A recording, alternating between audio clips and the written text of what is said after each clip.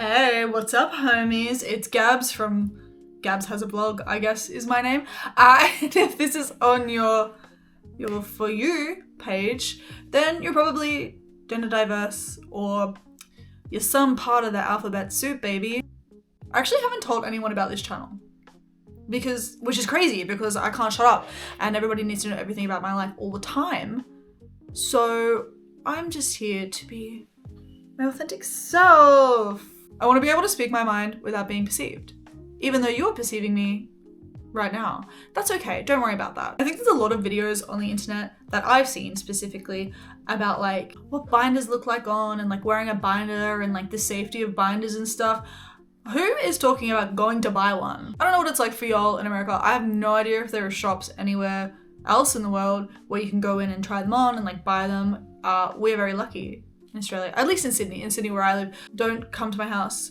We have a shop, it's called Sock Drawer Heroes, and you can go in and you can try it on, which is like so daunting. It is so daunting. Like, you know, especially if you're like at the start of your journey. Because like, imagine waking up one day and you're like, you know what would be super fun and normal? I'm gonna go to the shops and try on a binder and I'm gonna walk into this store and try not to be perceived, you know? Anyway, I thought I'd like share my experience of buying a binder for the first time. It was overall actually positive. The only negatives were like my internal oh my god, everybody's looking at me, I'm not chosen enough to be in this shop, oh my god, they're gonna ask me questions, oh my god, what?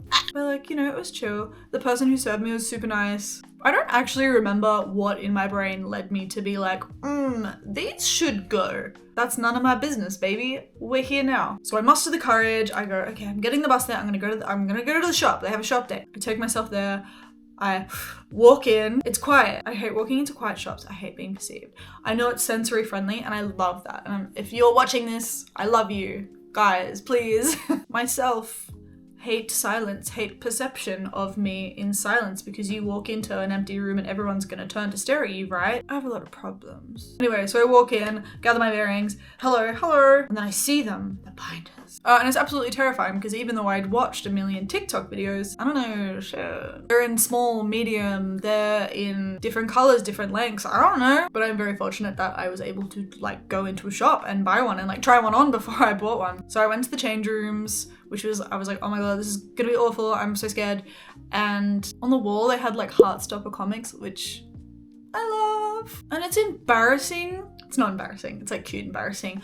The euphoria. I never thought that was a thing.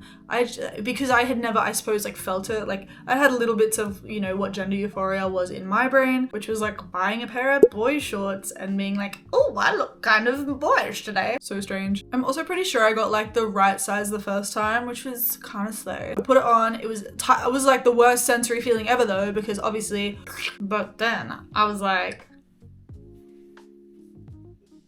oh, damn. No, it really wasn't like that at all. To be honest, I was like, wow, this is so tight. I look so strange, but damn, that kind of worked. And then I put on a shirt and then I almost cried. That's why I'm like, it's kind of cute, but it's kind of embarrassing because I had no idea that a freaking binder would make me feel inner peace. And that was crazy. Don't let anyone ever tell you that gender euphoria isn't real because I ain't ever felt such joy where I almost cried than the first time I tried a binder on. But I was of course still embarrassed about being perceived. So like I couldn't let anyone know. I was too cool. I couldn't let anyone know that I was like feeling myself. And it was definitely one of those things that was like embarrassing to talk about for a while because, you know, early in the journey, don't want to be perceived. I didn't want people to ask me questions. I didn't want people to be like, why is your chest suddenly flat?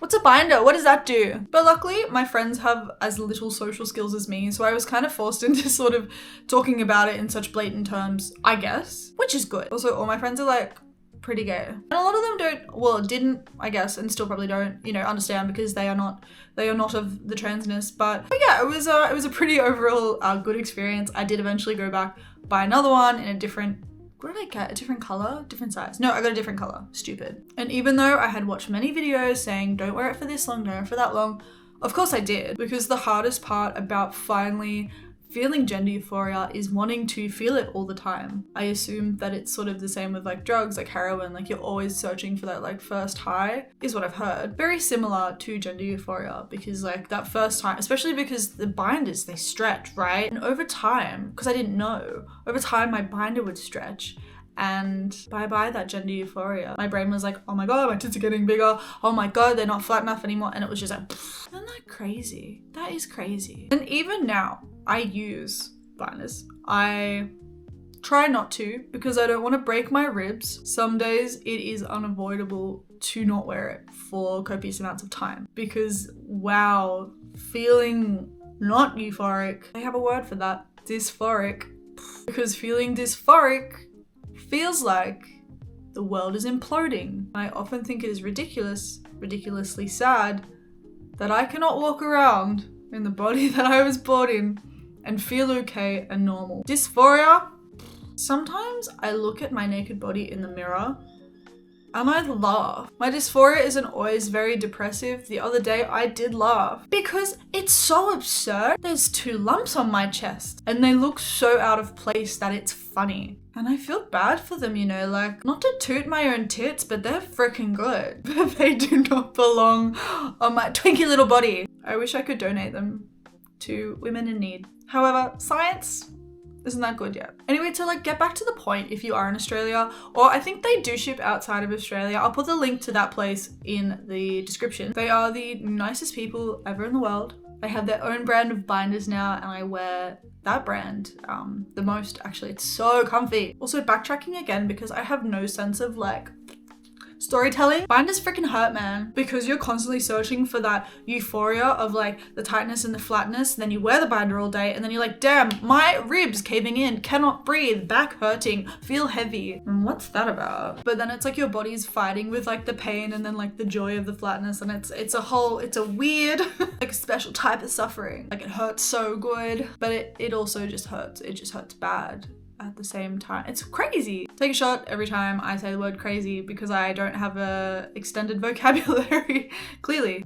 In the next video, I'll probably talk about like trans tape and stuff and my honest opinions on that. If there is anything actually, if you've made it this far, if there's anything you actually want me to talk about, chuck her in the comments because I don't know, I'm here for you guys. That's pretty much like I want to have an open discussion with strangers on the internet. Anyway, that's me. My name's Gabs, and like, subscribe, follow, whatever you do on YouTube. I have no idea. Love you.